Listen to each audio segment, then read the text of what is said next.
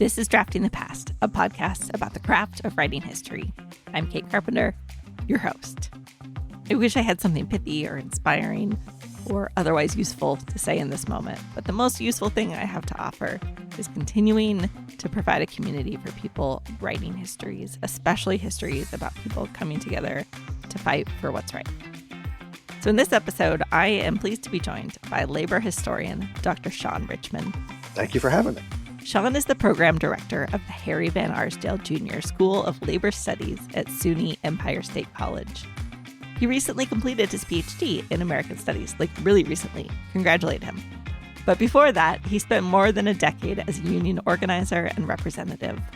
That experience inspires much of his writing, including 2 books, magazine articles, and op-eds in numerous outlets. His first book was Tell the Bosses We're Coming, a new action plan for workers in the 21st century. His second book, which came out in 2025, is We Always Had a Union, the New York Hotel Workers Union, 1912 to 1953. In addition to being an enthusiastic labor historian, Shaun has a personal connection to this history as a one-time member of one of the unions featured in the narrative. We talked about how that perspective shapes his work, how he found his way to writing history after years as a labor organizer, and why he's determined to write books that other labor organizers will want to read. Here's my conversation with Dr. Shaun Richman. I studied journalism in undergrad, but I wound up becoming a union organizer, and I did that for about a decade and a half. I actually worked for Hotel Employees Local 6, which is one of the unions that is profiled in this book. But I spent most of the time at the American Federation of Teachers, where by the end I was running the union's charter school organizing division, where I like to joke, we were spending $4.5 million to organize 1,000 workers a year. And so when I got off the road, when I left, I had all of this sort of pent up critique about how we were doing things, that the legal system of labor relations had become a trap, that unions were sort of following certain strategies almost as a reflex, weren't sort of critically reevaluating what works and what doesn't.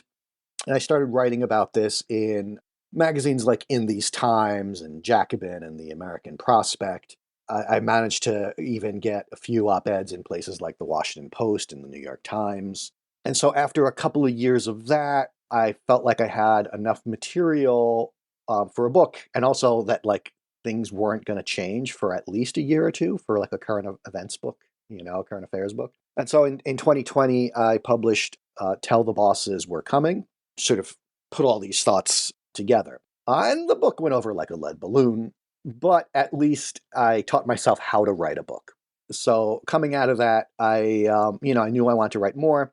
I didn't want to be one of these guys who keeps sort of writing the same book over and over again. And I had been nursing this idea for this hotel workers history for over 10 years at that point, 15 years, where I knew I had something. I was collecting these FBI files. The project had intimidated me until I went and wrote a book, and I was like, all right, I can do this. And so I started working on the book the day that I handed the manuscript for Tell the Bosses into that publisher. Did you always see yourself as a writer? I think so. I mean, I was a teenage socialist, so you have your party magazines and such, and I edited some of them. And I was a pretty good propagandist, and I wrote essays that I was like, that's actually pretty good, And when I could get other people to agree, like it was an essay that I wrote in freshman year about a freshman year labor studies 101 course, where I look at the movie Willy Wonka and the Chocolate Factory, and I say, you know what? Willy Wonka is running a Stalinist gulag.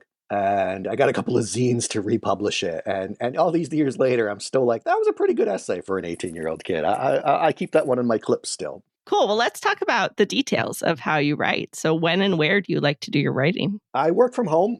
So I drop my kids off at school, and I'm usually back at my desk at 8 o'clock. At the university, at all universities, people don't like to schedule meetings until at least 10 a.m., right? So, that's a good uninterrupted block of time that I get a lot of work done. And the work could look different from day to day. If it's a real writing day, maybe there was a paragraph that was rattling around in my head in the shower, or that I was dreaming about. I have very literal dreams. I just write in my dreams. So, get to the computer and try to get it down. Otherwise, maybe I'm taking notes. One of the things that I did that I found to be a best practice is I create a document that I call, my lit review, and I just sort of make tabs for these are the books, these are the archives, these are the magazines, whatever. So that as I'm reading, I'm taking notes, and instead of general notes, I try to write it like this is probably how it would sound if I put this in the book. So if I've got a newspaper account of picketers where police drove picketers away from the New Yorker hotel. When they reemerged 5 blocks to the west at the Waldorf Astoria, they threw rocks through the windows of the first floor, and then make sure to get the footnote right, and so that maybe on this book there's a digitalized archive of New York newspapers back when we had like 17 daily newspapers. So a lot of it was just, a day's work was going through a day of newspapers and getting the 17 clips, so that on a writing day, it might be a lot of copy and paste and just making sure that the syntax and the tense match. But a lot of that, the time consuming work of getting the footnote right is done. Yeah. So on a writing day, I can make, maybe I can add 2,000 words to the manuscript. When you're organizing all of that, what tools are you using? Is that just Word, or are you using something else? Google Docs, baby. I swear by it. I mean, Word just, it reformats everything. It's so infuriating. Google Docs was a real revelation to me. So the first book, I started writing it at my in-laws' kitchen table. We're out in Chicago on a family vacation. I started taking the notes, and it was just like, now this book can go everywhere. It's at my office. I wasn't working from home at the time. It was at my home office, and there it is. And they haven't put too much junk into it yet, although I'm sure that their AI machine is plagiarizing me constantly at this point, but I don't know what to do about that. So it sounds like you like to sort of start writing even as you're researching. Is that right? Is there a point that you say to yourself, like, okay, I'm writing the book now? Yeah, I get itchy, but there is a point where I'm like, oh yeah, I guess I am writing. This is transcended notes, and this is now paragraphs that are connected to each other, and there's a sketch. I mean, I start with an outline always. Try to get a breakdown of this is what the chapters are going to be, and then even like what there might be sort of subheadings within the chapter. And it's very hard to commit to a project without coming up with a title. I have found, because when I started working on the next book after We Always Had a Union, I actually pursued 2 projects simultaneously where I said, I'll write the first 2 chapters of each, and then I'll settle on one. And I think I settled on the one that I did because it had a title, and the other one, the title had not occurred to me yet. I suppose that makes sense. It reflects a certain sort of like the idea congeals, for lack of a better word, in your brain. It's like there's a there, yeah. What does revision look like for you? My own revision is usually by the midway point. I go back to the first chapters and try to tighten them with an eye towards going on the market and pitching the thing. Yeah, a lot of tightening, and then frequently, of course, because I get so itchy and I start writing potentially prematurely. I've discovered all these new things, so I'm cutting, but then I'm adding in new details so that word count just sort of like an accordion where and then of course there's the editorial process. Well, I've had good experience working with editors. The peer review certainly have the sort of the traditional reviewer two problems, but my editors have been very very good. Michael Yates edited Tell the Bosses, and Alice and Searing Bassford edited We Always Had a Union. I think they're very good at just like, well, what's your story, and cut up like this. Is this your story, or is this just a thing that you wrote that were enamored with the words, or it's a funny story, but is it your story, and sort of getting it down as much as possible to the essence. You mentioned that between the first and second books, you felt like the first book really taught you how to write a book as you headed into We Always Had a Union. What do you feel like you learned from that first book? Just my processes, right? Like what times of day am most productive, how to organize my notes so that the writing days are more productive, how to structure the chapters. I mean, although that was, I guess the big epiphany there was a book is just a really long magazine article. Which is, that's very encouraging. Like, okay, I already knew how to do this. That is nice to learn. You mentioned in the acknowledgments, I think, that you struggled with imposter syndrome while you were working on this book. How did you overcome that feeling? Um, Time and distance, it helps that as other people read early drafts, people who I respect as historians, as writers, that I was getting feedback of this is good stuff. I didn't know any of this. This is pretty, and it just helps to sort of move on to the next project too. So that by the time you're writing your second history, even if neither of them have been published yet, still like now you're in your own head, you're a multi-book author.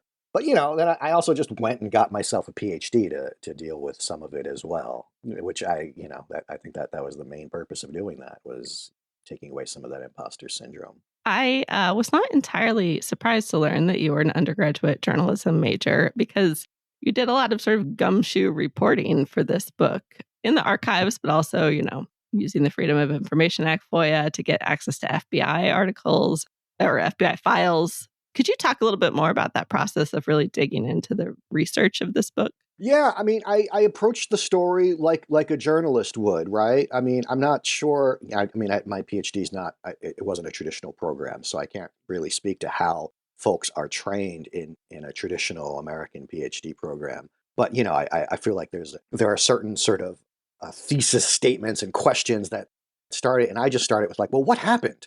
Like, who was in that room, and what did they agree? And so, yeah, like, I mean, and it's kind of crazy. Like, this guy, Michael J. Obermeyer, is really, in essence, in a lot of ways, he's sort of the heart of the story. He's a president, one of the first presidents of Local 6, who, when I was there, the legend was the federal agents came into the Union office and arrested one of our presidents, and he was deported for being a communist. And that was just inconceivable for a union that at the time we were campaigning for Republican George Pataki's reelection. Like, how did we get from here to there? I wanted to know, well, who were the rats?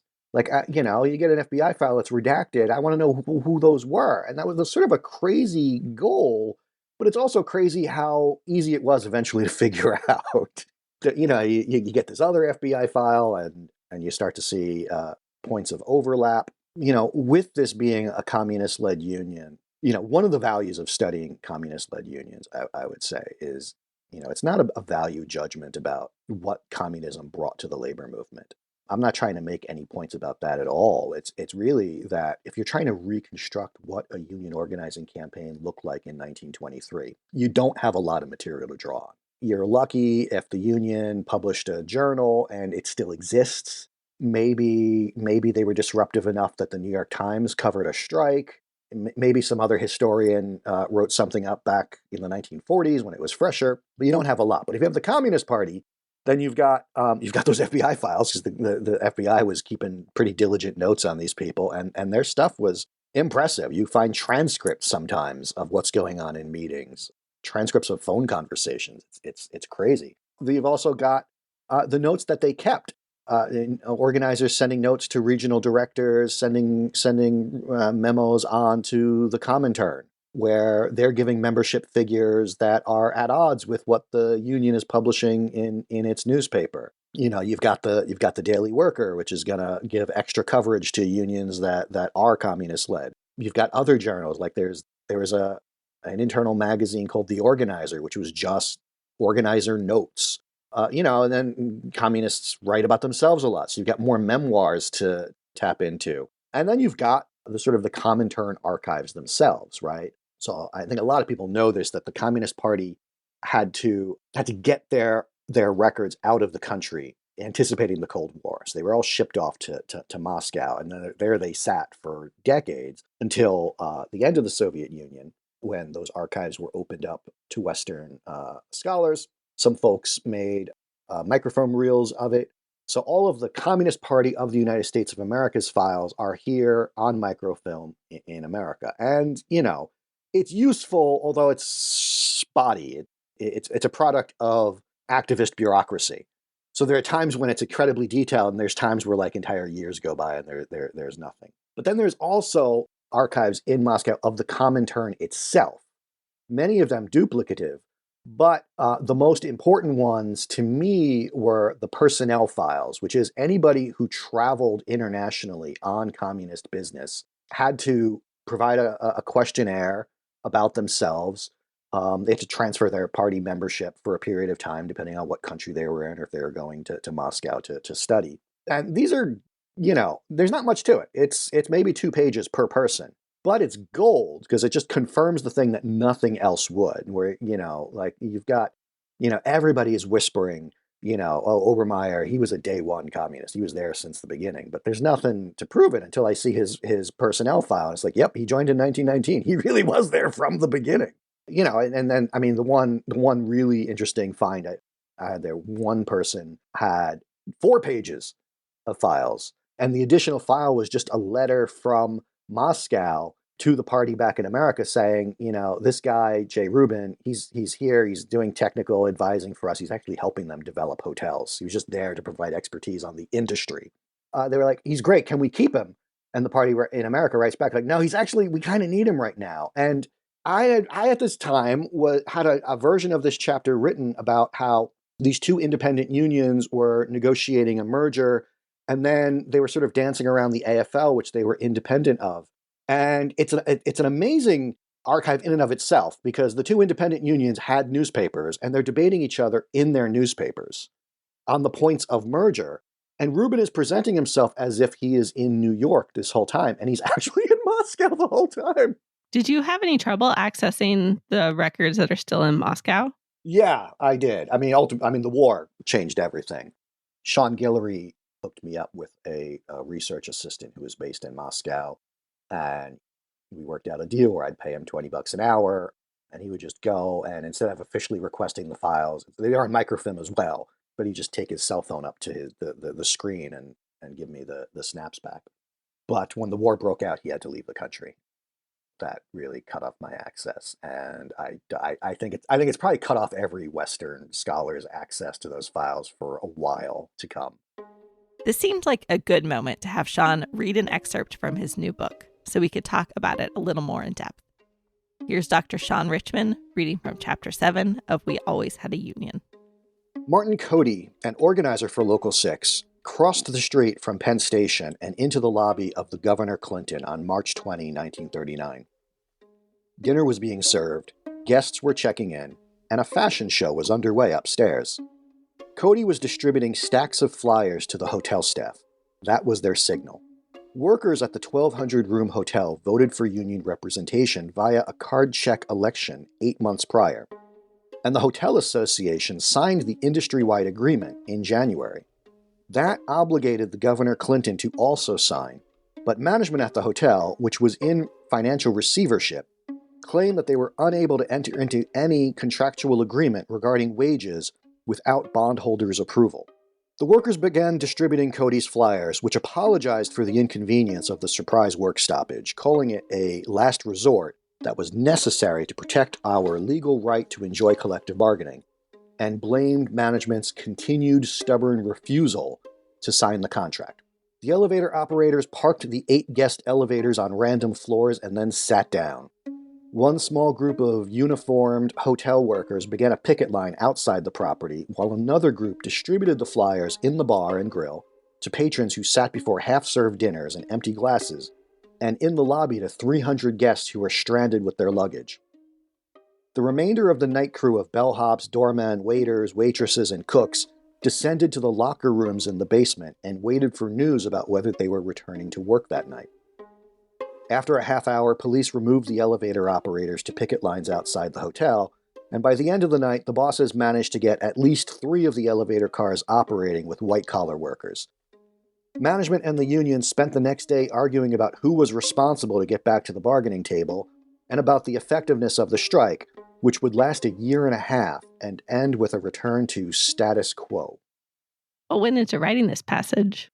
When I handed the manuscript into the publisher, there were, I think, 2 chapters that began with a sort of a en media res flash forward to action in the chapter. And this was not one of them. But my editor, Alison Searing Basford, said, some of the chapters, like this chapter in particular, right after I tell that story, then it goes into this painstaking process of the hotel association, this management association of hotel managers and their politics, and the negotiating of the status quo agreement and what it covered, and then a little bit into how the union began to organize and to hire their staff, and all questions that I find really fascinating, but does sort of take a bit to get to what you would traditionally consider action. So Allison suggested, how about we start every chapter with some action at least, so that it whets the reader's appetite for going forward. And so, the details of that particular picket line, again, the union published a newspaper, so I had their account. There was some controversy in later years. Martin Cody goes on to become president of Local 6, and when there's finally a split in the ranks of the communists, he leads the faction that remains loyal to the Communist Party line.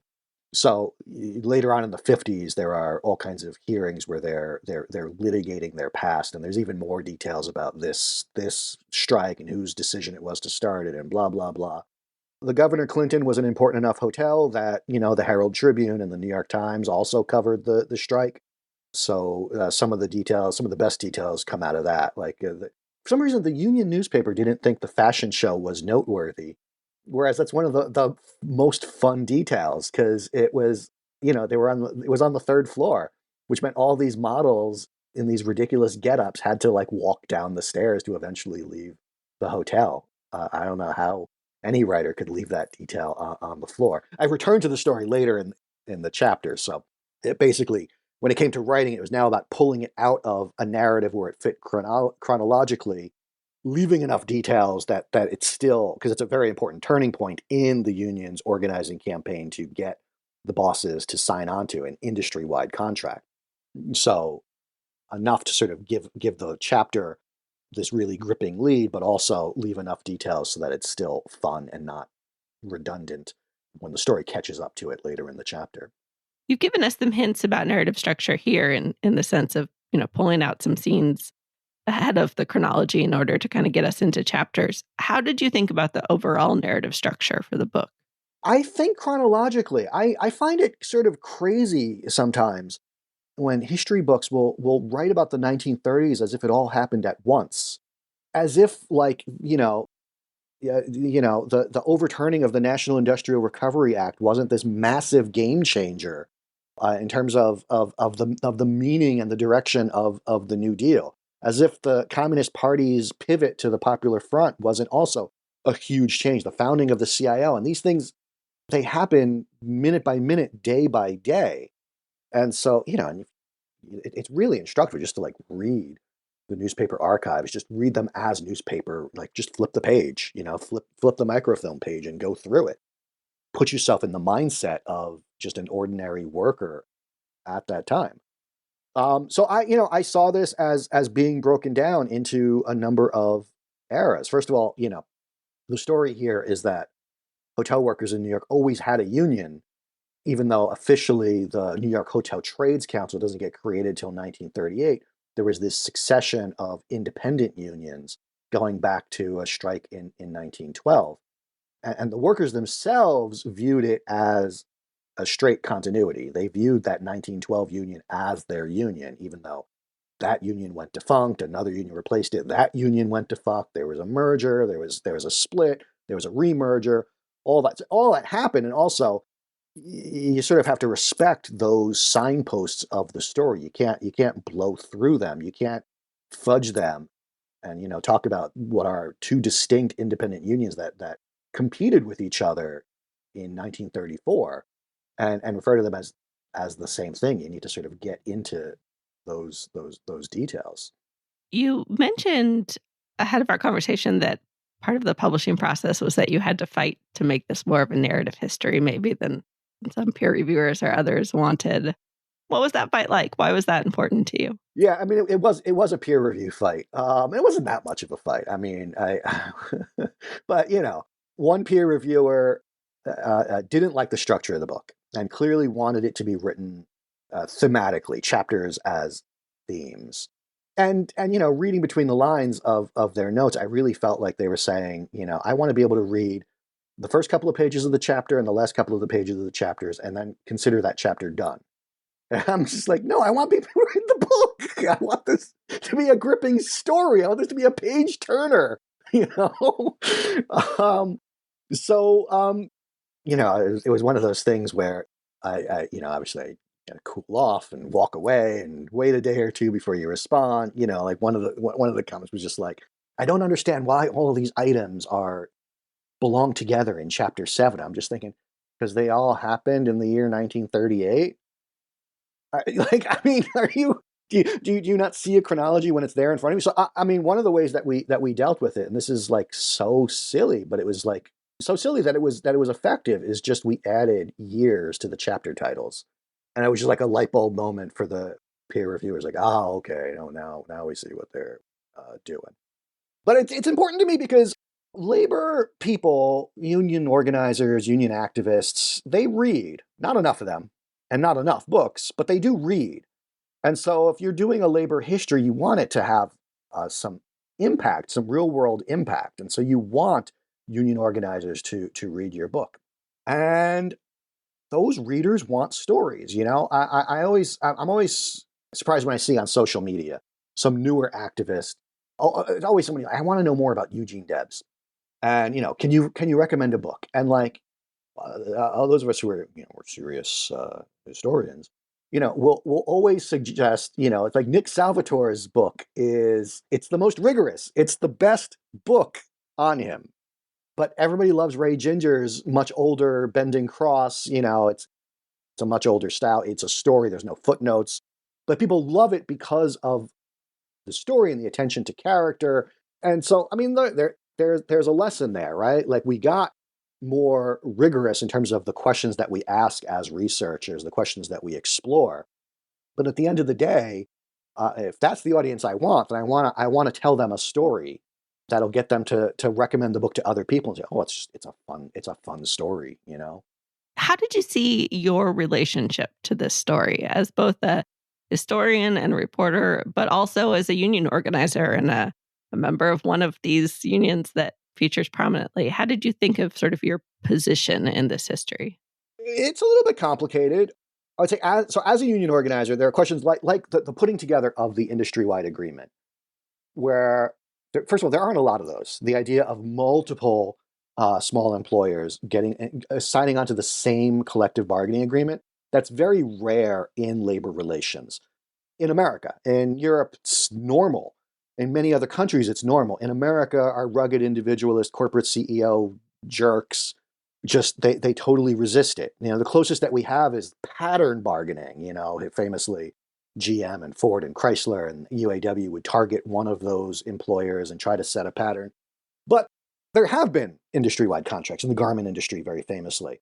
But most histories sort of treat it as the days where workers were just treated as individuals and at the mercy of the bosses. Some great conflagration, and then management comes to terms and just fait accompli. There it is, the industry-wide agreement. Now, I was telling this story at some conference somewhere from the audience, and I was cornered by some organizer for an SEIU local in Milwaukee in the bathroom, where he was like, I want to know more about this, because he actually was given a charter by SEIU to explore organizing some subdivision of healthcare, where they were all very clear strategically that it wouldn't work unless they could get some pull together some kind of employer association among all of these very small employers and get industry-wide terms. But they had no roadmap for how to do it, because nobody's done it for close to a century. So he was like, I want it how? And so, and as an organizer, I also, we struggled this with in charter schools where, if we had to negotiate a 30-page agreement for every charter school where each one was a special snowflake, we'd be out of resources very quickly. So how was it put together? So questions that could be very boring about, well, they targeted these 5 hotels, the targets make sense, but they made no progress on these 2. This one went a little bit further. It's fascinating to me as an organizer. So it's those kinds of questions that I pursued. And then there's a little bit of, I mean, if this was a union that I didn't work for, I'd like to think that I could still sort of read a union newspaper, read a union flyer, and interpret. Because there's a lot of sort of, they're not going to tell the whole truth in their materials, but you can sometimes read between the lines, go, I see what's going on here. Particularly questions of like, at some point they're going hotel by hotel about whether this hotel will sign the agreement. And so on some cases, they were pressing forward with, no, no, you signed on to this neutrality agreement. We presented a majority of cards showing that a majority of the workers want a union. That's it. You have to recognize. And in other cases, they would occasionally go, fine, we'll do an election. And they crush the election. It's like, well, why did they do one or the other? And I know from organizers' experience, I can tell that when, like, well, they had a weak hand at that hotel where they were hanging on to this card check from 3 years ago, that they knew they couldn't prevail in an election. This other one where they went forward, they knew they would crush it and embarrass the boss, and it might help them with that other property. So, I'd like to say if this book was about shoe workers instead, I'd still be able to sort of figure that out. But it helps that I actually knew this place. And it's amazing the extent to which it's the same union. And there's just stuff that is in the culture of the union. And I try to draw that continuity. This is a union that starts the 1912 strike starts with a spontaneous walkout during dinner, or a seemingly spontaneous walkout during dinner. And throughout 1912 and 1913, that was the union's MO, was like serve the soup and then walk out and leave the patrons stranded and never let the boss know in advance that you were going to strike. And I can see that continuity where we still do stuff like that, even when there's a contract in place. You call a lobby meeting and you send your organizers up to the 47th floor and lobby meeting, all the room attendants come down, everybody leaves the kitchen, all the work stops, nobody's checking in the guests, and you scream and yell for a couple of hours about how management has refused to comply with this arbitrator's decision and da da da da da da. So it all made sense in that regard. And then there were moments sometimes where names would pop up and they became more familiar to me because some of the people who are in the latter chapters of the narrative had just retired a few years before I got there, and they were notorious. And so it was always sort of a little like, oh, that's getting a little too close for comfort. And once or twice in research, I found this thing where I guess because there's no longer such a thing as actual telephone white pages, but there is still a website called whitepages.com. Nobody ever dies in the white pages, I've discovered, after a couple of brief heart attacks of my own, where, I'm trying to find a proof of death so I can FOIA an FBI file. Because you can't look for an FBI file of a living person. And every now and then it's like, well, according to white pages, this 94-year-old is still alive. And it's just like, I don't want to do an oral history. And then finally confirm that no, they're not still alive. That got sometimes a little bit scary. Even, Peter Ward, who I write about in the introduction, who was president when I was there, and I thought would be president when this book published, very surprisingly retired during the COVID lockdown. And so then the president became actually a very good friend of mine, very much to my surprise, which sort of changed my relationship as I'm writing this thing.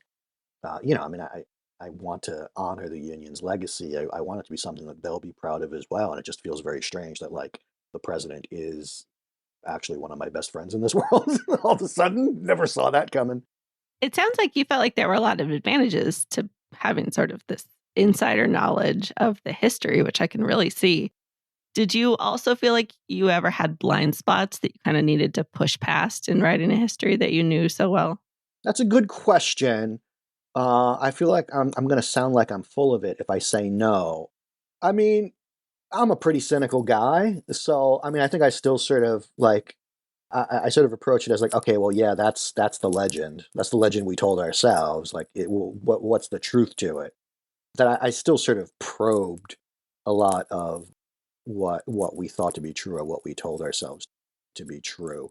And I mean, in general, and in terms of broader labor history, I mean, I try to do that as well. I mean, because it's more interesting if you find out something that confounds everybody's expectations, right? Like one of the things that confounds everybody's expectations, or should if they read it about this book, is that this was a substantial outpost of the Communist Party in the American Federation of Labor. The story that the existing literature says is that the CP was influential in about a dozen unions in the CIO and had really nothing in the AFL except for like smattering of, some building trades local, a little bit in the service industry in New York, and of course the Hollywood writers. But then when you actually look at the size of this union, when you look at the extent to which the state AFL went to ban them from meetings, the extent to which the Central Trades and Labor Council went to not have meetings at all for a decade, for a very important decade.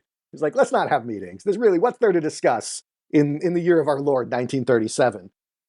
You know, and interactions that William Green and George Meany had with this union, both positive and negative, like not on an anti-communist warpath, even though they were very much anti-communist. Like that part of the story doesn't change, but they tolerated this union for a long time.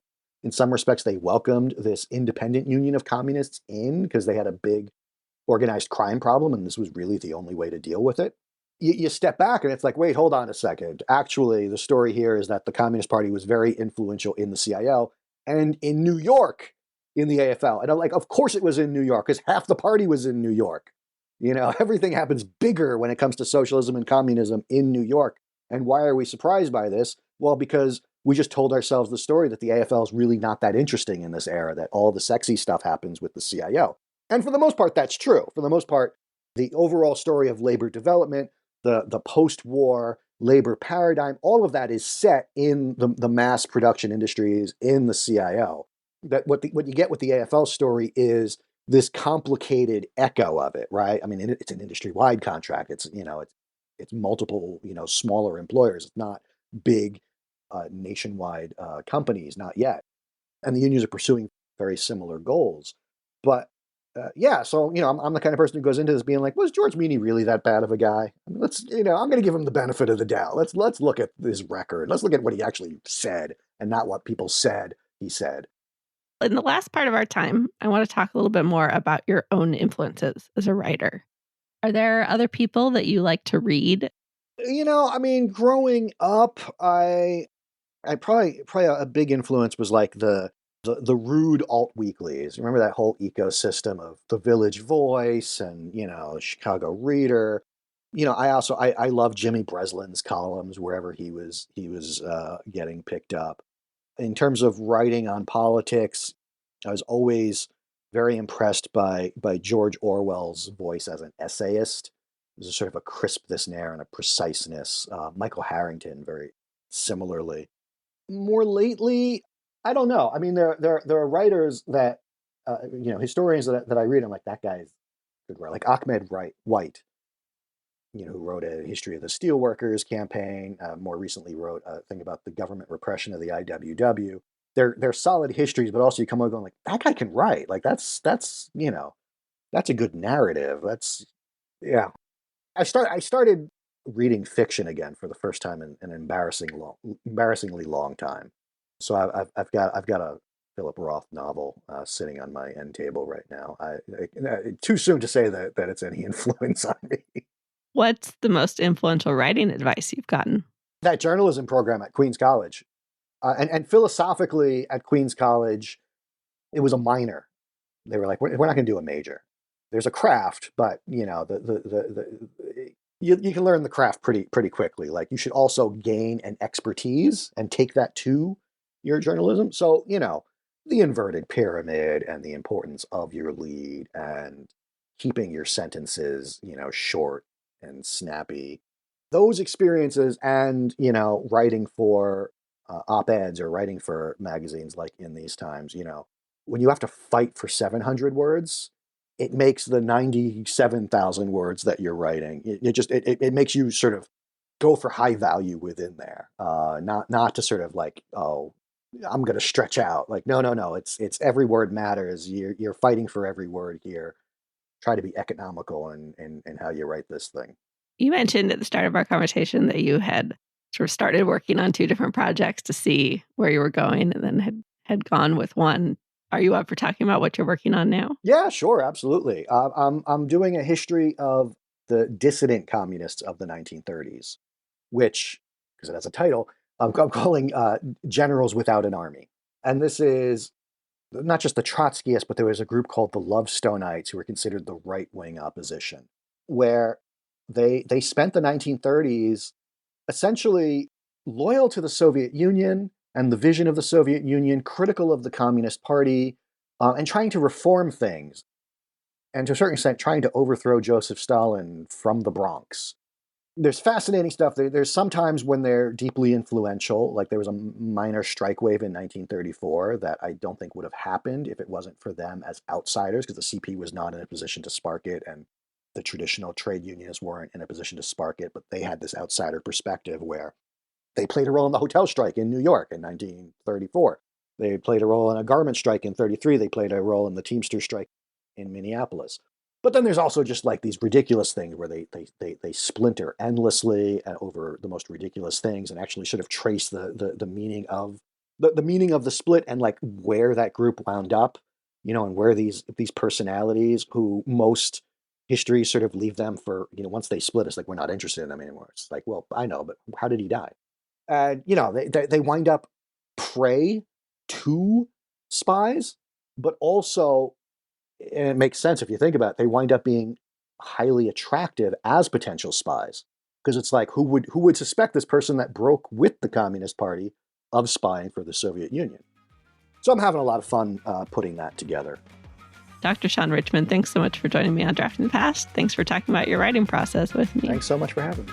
Thanks for listening to this episode of Drafting the Past. Check out draftingthepast.com for complete show notes and links to the books we talked about in this episode. You can also sign up for the Drafting the Past newsletter, so you'll always get updates on new episodes and other Drafting the Past news. I'll see you back here again next time, where friends don't let friends write boring history.